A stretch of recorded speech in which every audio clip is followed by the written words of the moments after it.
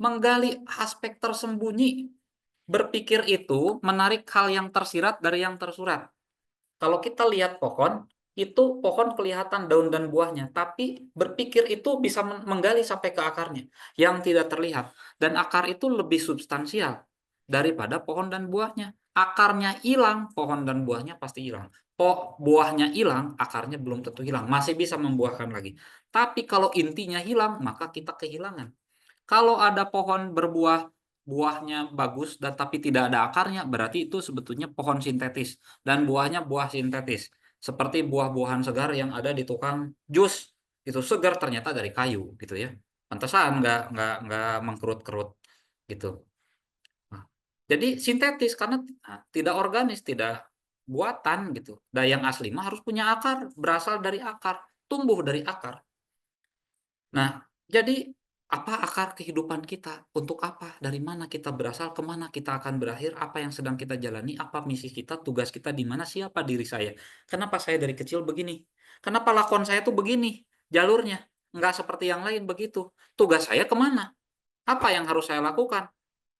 Jangan jadi seperti yang lain. Kita kan jadi diri sendiri, gitu kan? Siapa diri kita? Nah, kan gitu. Pertanyaan abadi itu. Siapa diri kita? Gitu.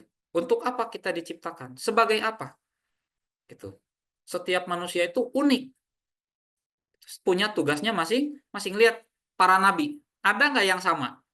Para nabi, model-model yang ditunjukkan oleh Al-Quran itu unik semua. Yang ini begini, yang ini begini, yang ini begini, nggak ada.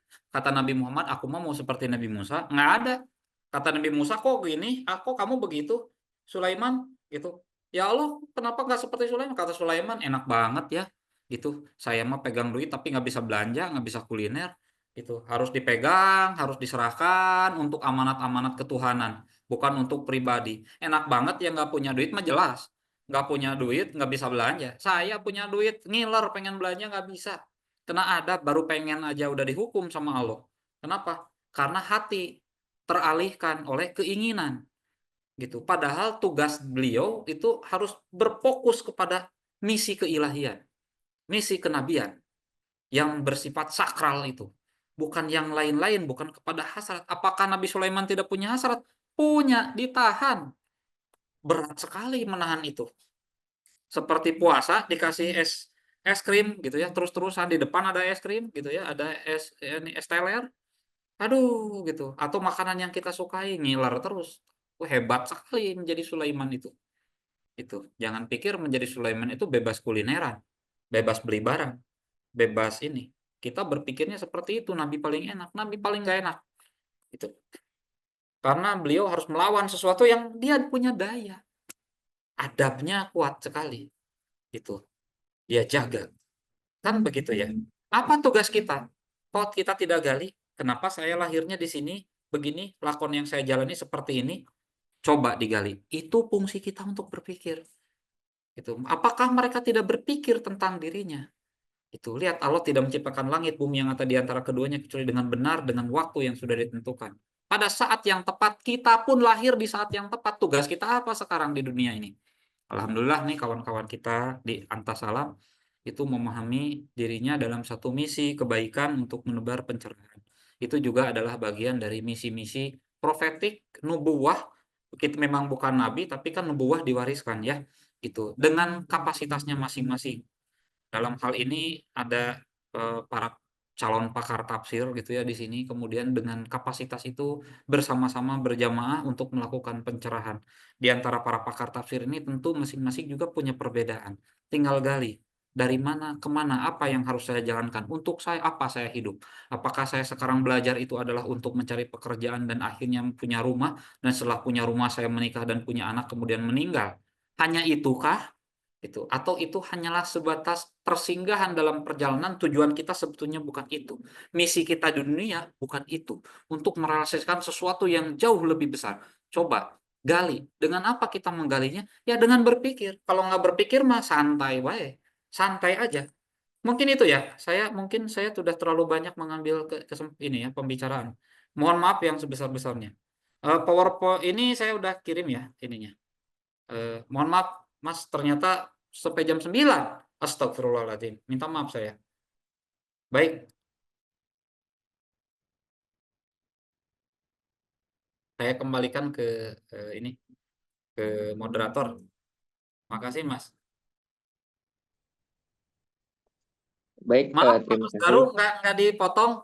Saya jadi kebablasan. Maaf ya, minta maaf. Baik, Kang, nggak apa-apa, aman. Soalnya kan ini ilmu yang sangat luar biasa, jadi rasanya tidak pantas kalau saya memotong pembicaraan dari penyampaian yang luar biasa juga, Kang.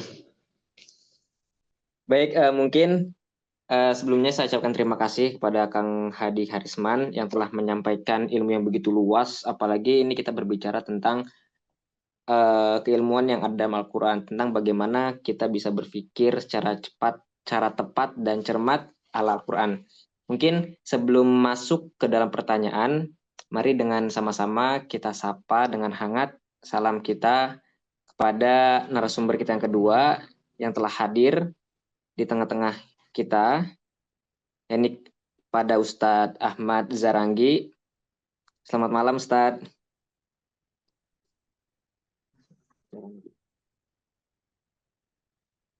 Mungkin selanjutnya kita akan kasih waktu untuk pertanyaan dari para peserta. Sekiranya dari teman-teman peserta yang ingin menyampaikan ataupun ada yang ingin menanyakan perihal apa yang barusan telah disampaikan dari Kang Hadi, kita persilahkan.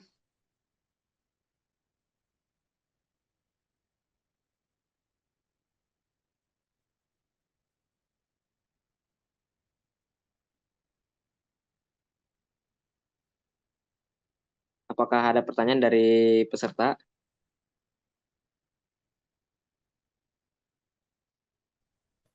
Teman-teman yang mau nanya boleh via langsung nyalain mic atau lewat, kalau malu misalnya gitu kan, boleh di chat, nggak apa-apa ya teman-teman.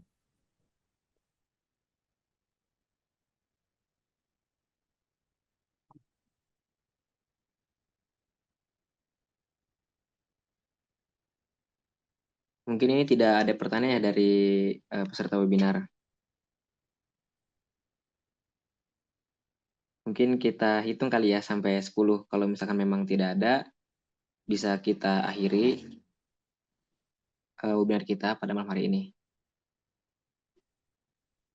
Baik, 1, 2, 3, 4, 5, 6, 7, 8, 9, 10.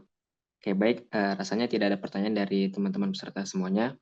Entah memang ini bingung nanyanya, atau memang sudah kompleks secara keseluruhan apa yang telah disampaikan mungkin ya. Ya, mungkin alhamdulillah ya kita telah sampai. Atau sebelum kita tutup, sekiranya ada penyampaian terakhir ataupun closing statement dari pemateri kita, Kang Hadi Karisman, mungkin bisa disampaikan sekiranya memang ada closing statement yang ingin disampaikan pada webinar kali ini. Mungkin ada, Kang, closing statement, Kang?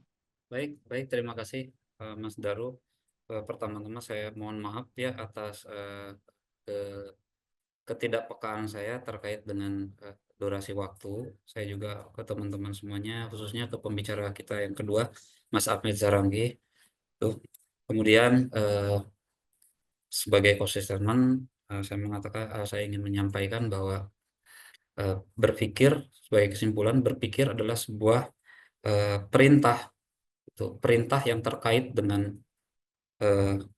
tugas kemanusiaan kita dan tugas keagamaan kita, sebagaimana kemudian syarat kewajiban moral atau taklif itu didasari salah satunya adalah balik, itu sudah mencapai kemampuan untuk berpikir, sehingga kemudian berpikir merupakan hal yang sangat penting, dan dalam berpikir Al-Quran mengajarkan kita tentang etos-etos etis, bagaimana kita menggunakan pikiran kita, mengarahkannya dan memanfaatkannya dengan kebijaksanaan.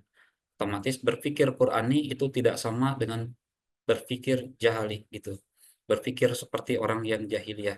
Jadi dalam Quran berpikir yang mencerahkan itu tidak bisa disamakan dengan berpikir yang memperbudak dan yang mengungkung. Karena itu Al-Quran mengajarkan kita prinsip-prinsip etis bagaimana berpikir secara emansipatoris.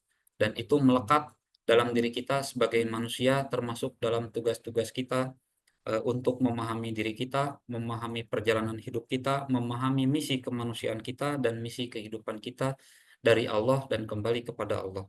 Akhirul kalam, terima kasih banyak. Semoga bermanfaat. Mohon maaf atas segala kekurangannya dari saya. Assalamualaikum warahmatullahi wabarakatuh. Terima kasih. Waalaikumsalam warahmatullahi wabarakatuh. Baik, alhamdulillah. Alhamdulillah nih kita telah sampai di penghujung acara webinar kita dengan tema berpikir cepat dan tepat ala Al-Quran. Saya mengucapkan terima kasih yang sebesar-besarnya kepada Kang Hadi selaku narasumber yang telah banyak menyampaikan ilmu dan wawasan yang sangat berharga.